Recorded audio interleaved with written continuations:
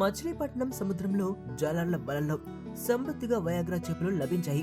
సోమవారం వేకుజామున సముద్రంలో చేపల వేటకు వెళ్లిన జాలర్ల వలల్లో అరుదైన వయాగ్రా చేపలు పడ్డాయి. సుమారు టన్ను మేరకు ఈ చేపలు లభించడంతో జాలర్లు సంతోషపడుతున్నారు.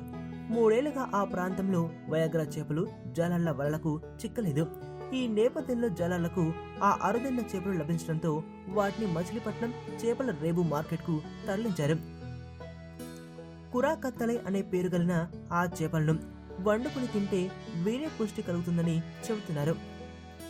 ఆ కారణంగానే ఆ చేపల ధర కేజీ 1500 పలుకుతోంది.